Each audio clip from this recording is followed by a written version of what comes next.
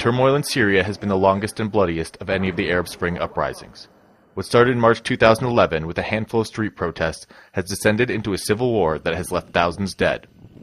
The first spark of rebellion came in the town of Dara, when a handful of young Syrians were arrested for writing graffiti calling for the fall of President Bashar al-Assad's regime. Just a month later, protests spread across the country, and the Syrian army cracked down in response, posting snipers and shelling neighborhoods. The conflict would eventually spread to major Syrian cities like Damascus, Aleppo, Homs, Hama, and many more. Some soldiers defected and created the Free Syrian Army, the largest armed opposition force challenging Assad.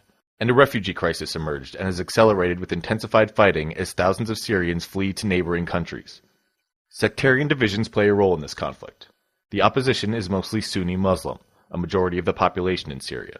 Christians have given soft support for the regime, largely out of fear that the rebels may try to establish an Islamist state if the Assad government falls. The Druze, an offshoot of Islam that largely live in the Israeli-annexed Golan Heights, share similar fears. Kurds in northern Syria have remained on the sidelines, maintaining autonomy much as Iraqi Kurds did during the war in Iraq. Members of the Alawite sect, an offshoot of Shia Islam, dominate the Assad regime, many top military posts, and a band of militias called the Shabiha, which many believe are responsible for some of the most heinous massacres against Syrian civilians. Both the Arab League and the United Nations have failed on multiple occasions to implement a peace plan. The Assad regime is emboldened by its strongest allies. Iran's connection is mostly religious, as it holds a Shiite majority, and Syria is one of the few fellow Shiite governments in the Middle East.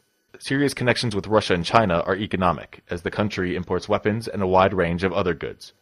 Many diplomats also believe Russia and China hold onto their alliance with Syria as a buffer against American influence in the region.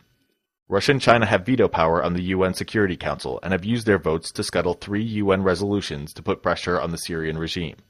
Both countries worry the UN might enforce a resolution with a military response.